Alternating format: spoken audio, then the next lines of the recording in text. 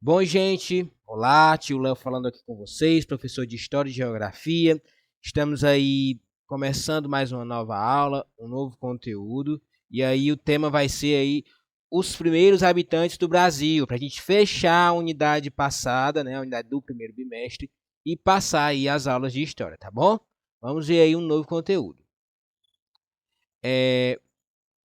Os povos nativos, os indígenas. Aí tem um livro aí, página 16 e 17. Quero que vocês abram lá. Os indígenas são os primeiros habitantes do Brasil e já moravam aqui antes dos portugueses chegarem em 1500.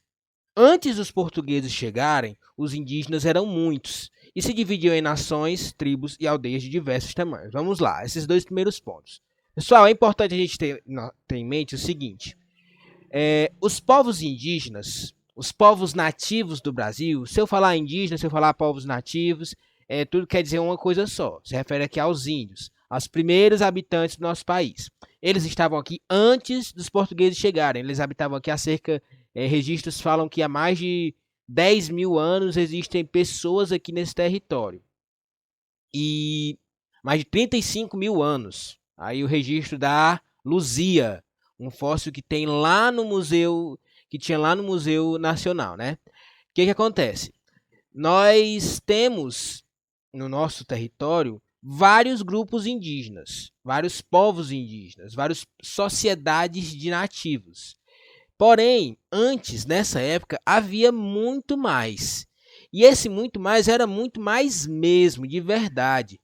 Registros falam em cerca de 10 milhões de assim, cálculos feitos pelas pessoas, falam em cerca de 10 milhões de pessoas, de indígenas. Mas mais de muitas sociedades aí, eu não vou saber dizer exatamente o número, mas acho que é mais de 500 sociedades, tribos e aldeias diferentes entre si, com várias culturas, várias formas de entender o mundo, várias práticas, e isso é muito interessante para se pensar, que antes dos portugueses chegarem aqui, já tinha gente vivendo, fazendo suas formas de sobreviver, enfim.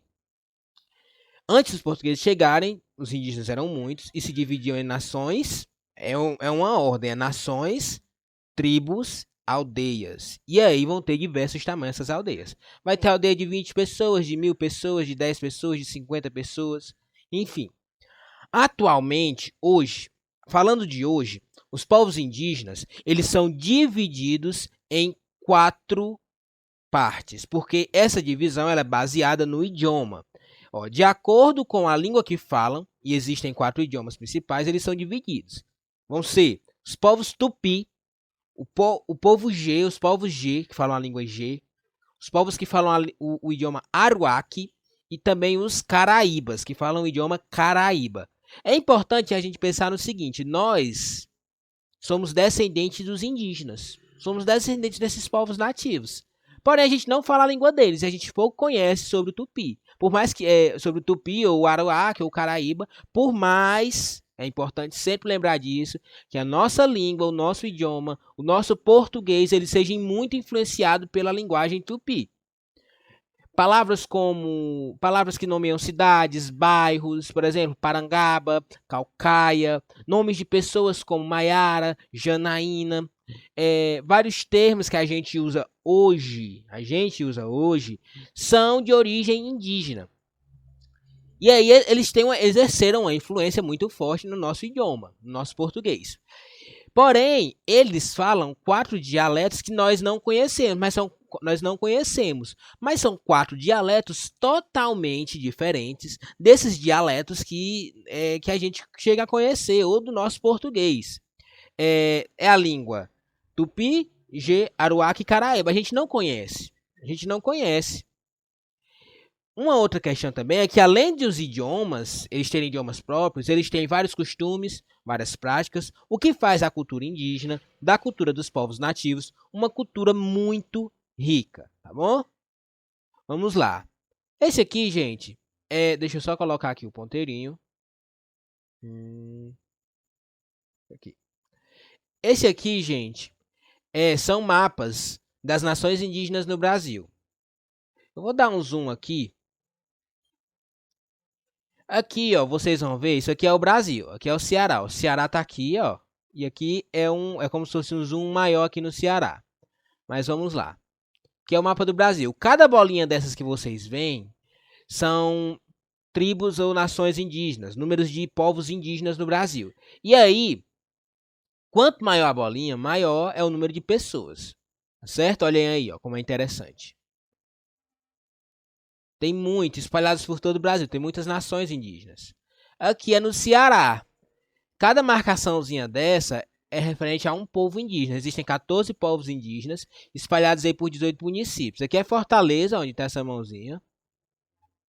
E aqui do lado, ó, na Caucaia, em Maracanaú, ó, municípios como Canidé, Itarema, Caraú, sempre aí vão haver registros de povos indígenas, sociedades indígenas ainda hoje. A gente está falando de hoje, tá bom? Tá aqui, esses são os dois mapas.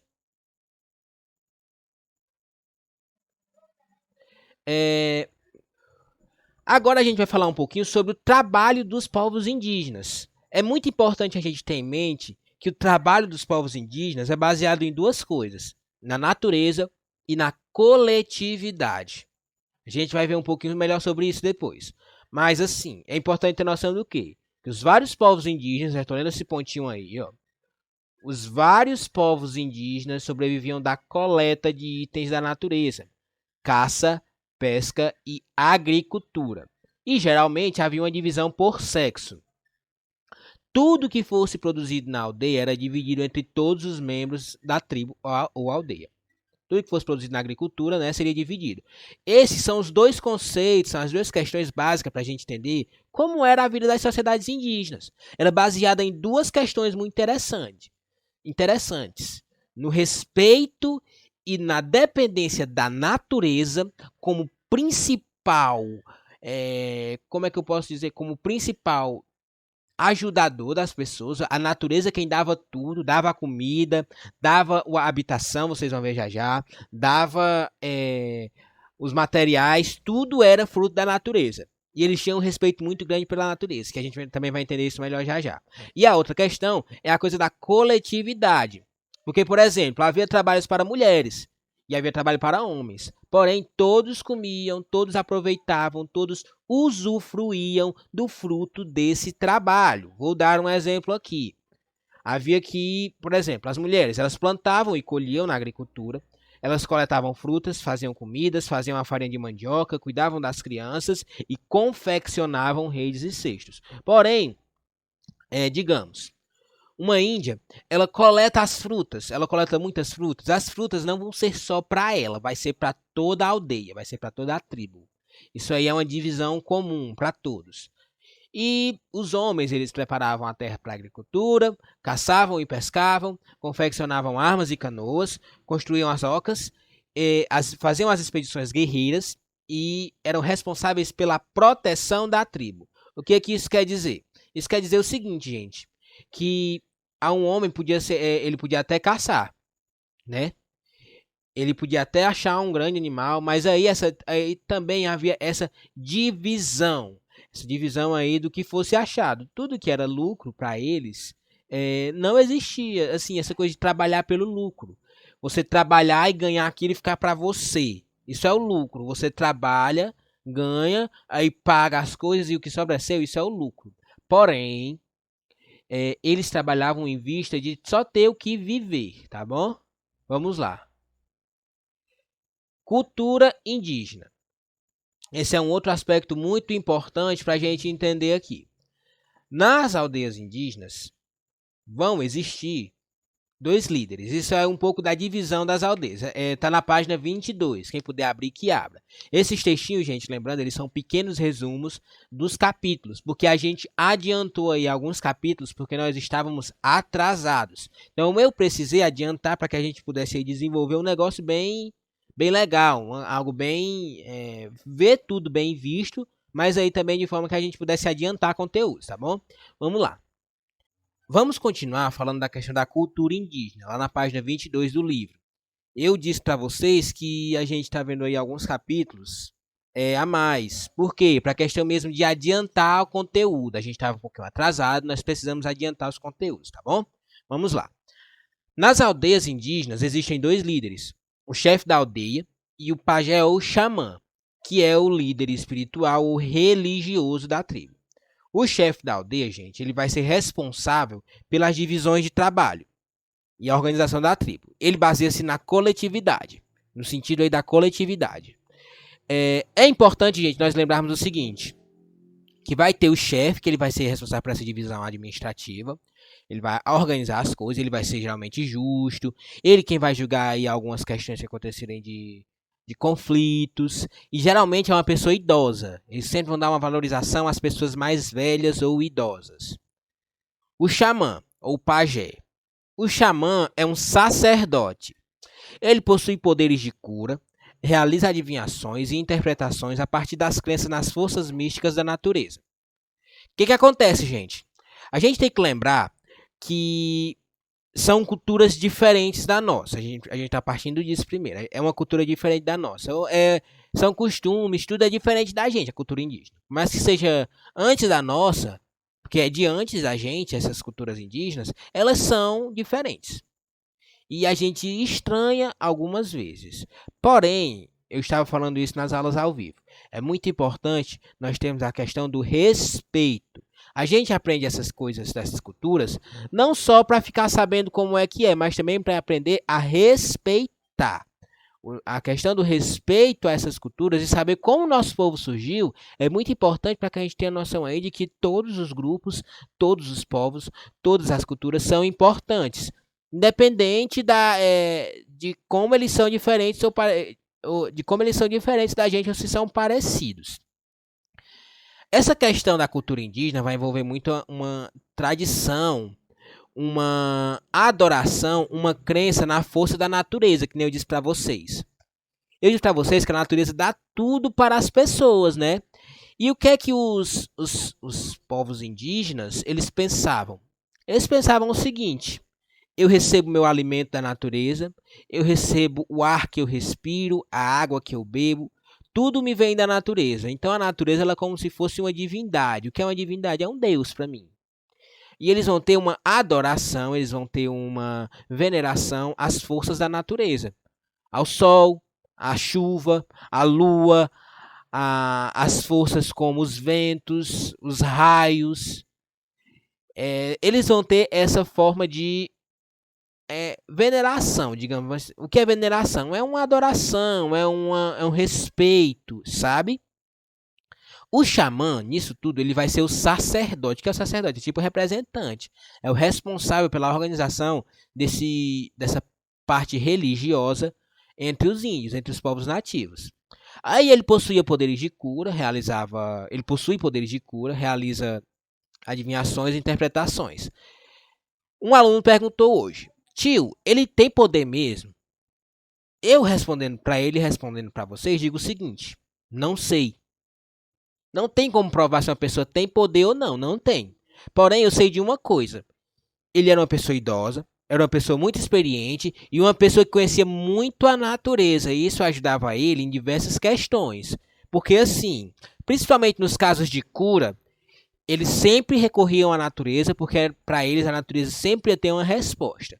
Ia ter um remédio, ia ter um chá, ia ter uma fruta, ia ter um alimento, ia ter algo que iria ajudar a melhorar aí a situação de uma pessoa doente.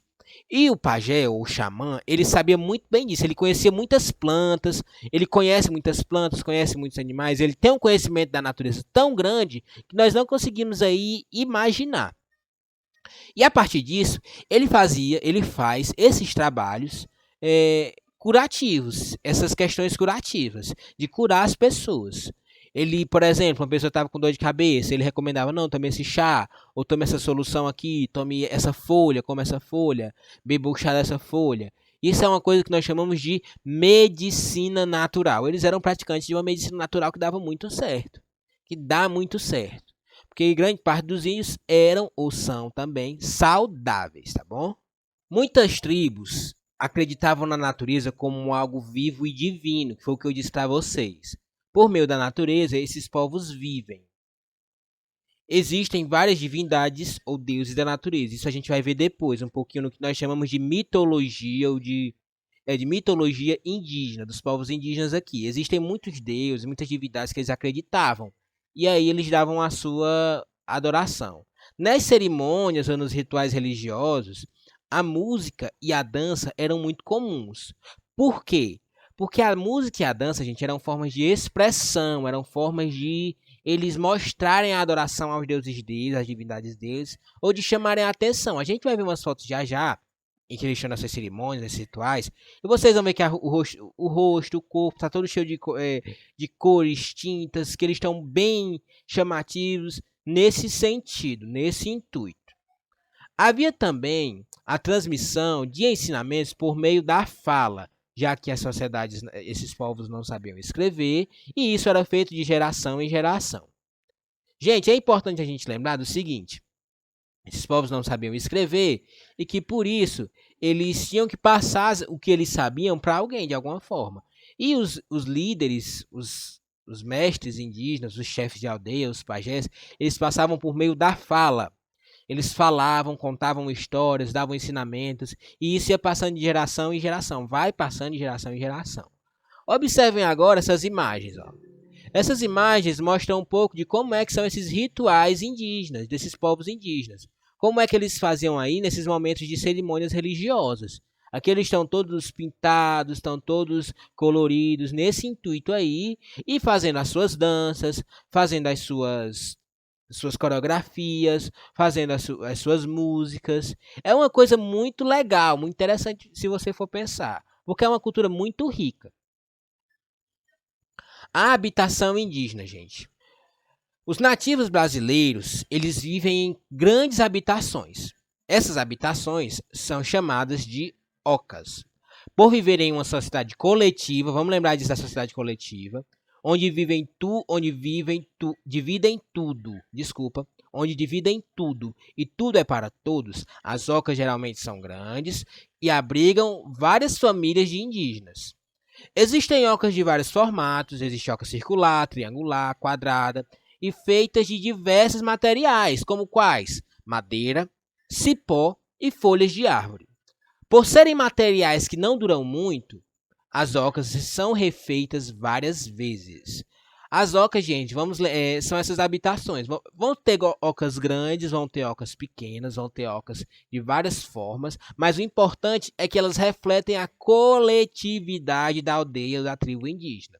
Se não é uma oca só para todo mundo, todas as ocas são perto, são próximas. A natureza é importante para os indígenas. Vamos lembrar disso, pois é o local onde vivem, onde tiram a alimentação, material para moradia, e além disso, a coletividade também é muito importante, pois tudo era compartilhado, tá bom? Aqui estão alguns exemplos de ocas. Esse maiorzão aqui, é um exemplo de uma oca grande, de uma oca coletiva, onde moravam várias famílias, não são só pessoas, são várias famílias, cerca de 10 a 20 famílias. E aqui são ocas menores, que aí tem vários formatos e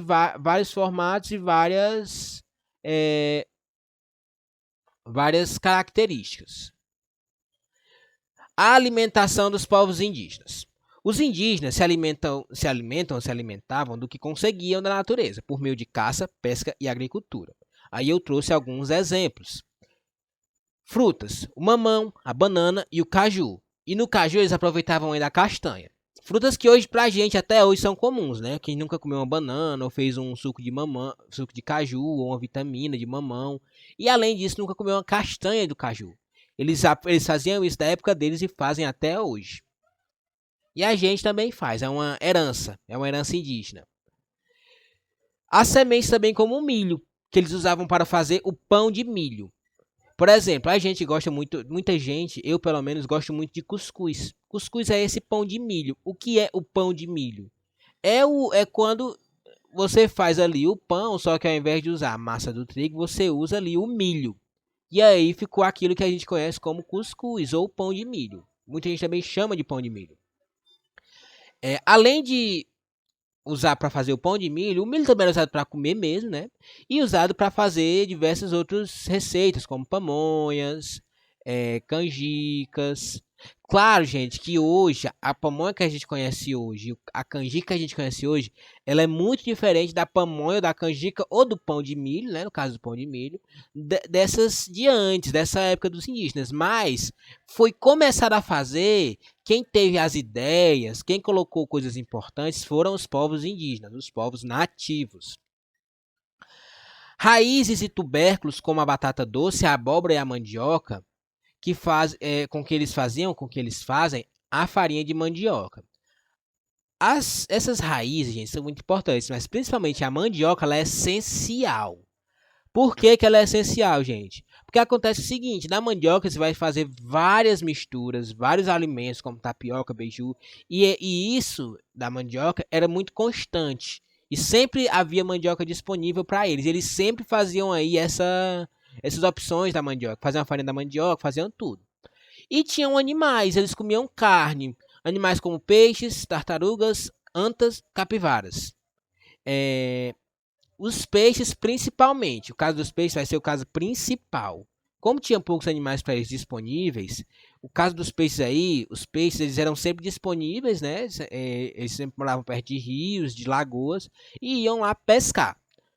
Olha, isso é muito interessante para vocês pensarem. Animais como bois, galinhas, cavalos e cabras, e também porcos, eu esqueci de colocar aí, foram trazidos pelos portugueses.